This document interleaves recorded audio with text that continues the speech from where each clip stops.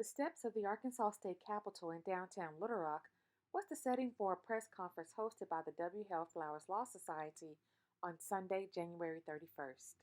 The event addressed three major bills slated to be voted on in the forthcoming weeks: Senate Bill 24, House Bill 1218, and House Bill 1231. Co-hosted by community organizations and partners like the Arkansas Democratic Black Caucus, Arkansas United, the NAACP, as well as a diverse representation from the religious community, opponents of the bills describe the potential impact on the state should the bills pass. For a reason.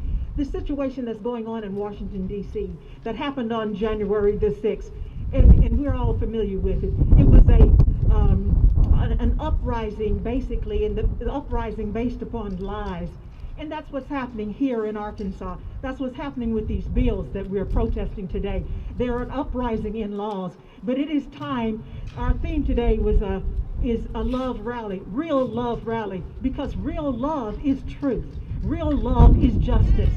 And that's why we're here. And that's why we're going to set the pace for the nation. We're saying it's time out for lies. It is time for true justice, and real justice can't wait.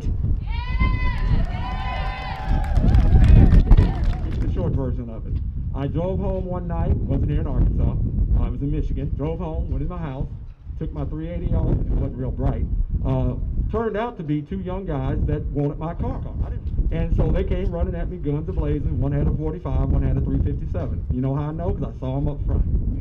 Right in my face. Okay? And so all I could do was stand there. Got a little wet in my pants. Had I had my gun on me, there's nothing I could have done. Because if you know what it means to have the drop on you, that means you can't do nothing. So they told me to get on the ground. I got on the ground. I laid on the ground, and I saw them get in my car. I know how to use my weapon. I used to go to the range 2 or 3 times a month. I know how to. I had 3 to 5 kill shots while those 2 young men were in my car, still in my car.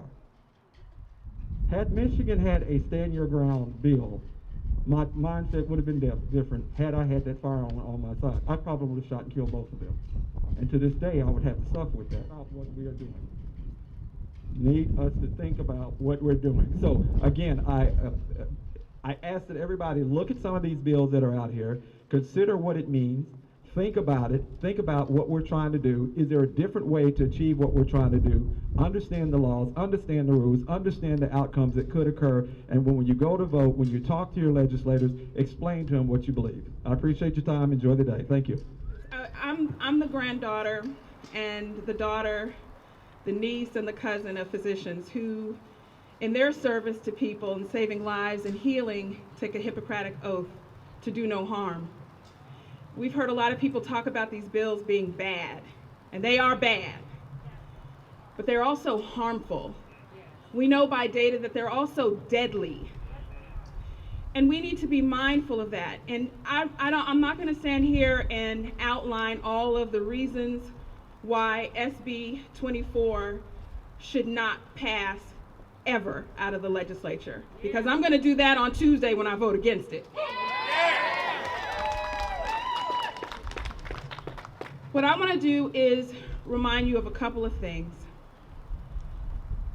When we take an oath as legislators to uphold the Constitution and incorporate some of those less popular components of the Hippocratic Oath by focusing on prevention rather than cure after the disease, utilizing our hearts and spirits to promote understanding and warmth and sympathy with the people that we're supposed to be serving. All of that sounds warm and fuzzy, but it's not warm and fuzzy, it's real.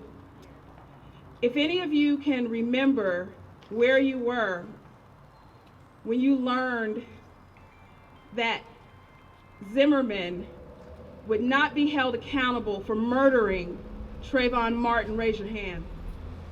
I remember where I was, and I was at work and I had to go in the bathroom and cry my eyes out.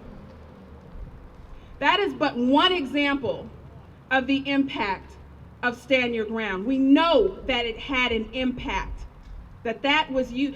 As a matter of fact, who was standing his ground was Trayvon Martin, but he was murdered and Zimmerman got off. This is not just a bad bill, it's a deadly bill. Be at the rally because I'm a conservative Republican, but this is not a partisan issue. This is, as far as I'm concerned, a human decency issue. I just want you to know I oppose Senate Bill 24, the so-called Stand Your Ground bill. And I say so-called because the title's not accurate for what the bill does. As you all know, current law allows for any Arkansan threatened with deadly force a right to stand their ground and defend themselves today. But this law broadens that to allow someone who can escape in complete safety. In other words, they're not threatened by deadly force to choose to stay and fight and kill. As a retired Air Force colonel with 24 years of service, I spent my career trying to find ways anytime it was possible to avoid using deadly force, even against the enemy. If we could accomplish the mission in safety without any loss of life, that was what we tried to do. Why would we have a different standard for our own citizens than we have for enemies on the battlefield? That's good. In this time of, you know what I don't understand about this, we're in the middle of a pandemic, we've had racial unrest, civil strife, and we feel like it's necessary to pass a law that the prosecutors, law enforcement, all testimony tells us it's not necessary. Representative Flowers was there in committee with me when she heard me ask, can you give me one example of why this law is necessary? And not a single example could be provided.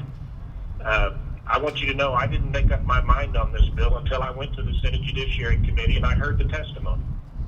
And after hearing about the danger this law is to our citizens and the complete lack of need for it, I chose to vote no and to speak against it. I hope the House Judiciary Committee next week will do the same. We'll listen to the arguments with open minds and choose to defeat this unnecessary and dangerous bill. And thank you. Greetings to each of you. I am Julian Lott, pastor and mayor in the Ouachita County seat, which is Camden, Arkansas. I serve as the president of Arkansas Black Mayors Association, whose membership represents 57 municipalities and over 470,000 Arkansans, of whom I speak on behalf. Having spent my life and service to our communities, I stand today in opposition to SB 24, Stand Your Ground bill. If passed as law, this bill will have a dangerously negative and profound impact on the lives of Arkansans and the criminal and civil justice evidence to support this. When 20 states with Stand Your Ground laws were examined, there was no evidence that passing such laws caused a deterrence for physical and violent crimes. However, conditions did, on average, have an 8% increase in the number of murders, non-negligent manslaughters after their adoption. Of course, we know about House Bill 1218, and that one deals with our curriculum, and that is it's a bad piece of legislation, just to put it simple, for everybody to understand. Also, from an educational standpoint, that also means that parts of history will be sanitized, and then we stand right in the civil rights city of Little Rock, Arkansas. And then our district, Little Rock School District, it is also a civil rights district because of it being the home of the Little Rock Nine. And so, now, when I first heard these three bills, or read about them, all I could think about was how harmful they are and they will be to the work that we've all done in the community and the work that's to come. These bills are a direct attack to people like me and what I represent, Black and brown lives and our children's education. So I want you all to remember that when you contact your legislators, when you contact the Chamber of Commerce, because this also has an economic impact. Arkansas' second largest industry is tourism. Talk about it. What happens if this bill were to pass, or even if House Bills 1218 and 1231 that changes curriculum and punishes people for realizing and teaching real history? What happened? What kind of state do we become? Do we become a place where people want to come move? Where people want to come establish businesses? Are we a place where graduating students want to stay here and go to college? Are we a state where out-of-state students want to come? Are we a state where the people who live here feel safe? Are we a state where people who want to come visit feel safe? Contact your legislators. Contact people on the committee. Contact your friends and family, because we can beat this. I am very clear that people on the committee, that most of my colleagues know that this is wrong. They know that this is deadly. They know that this is harmful.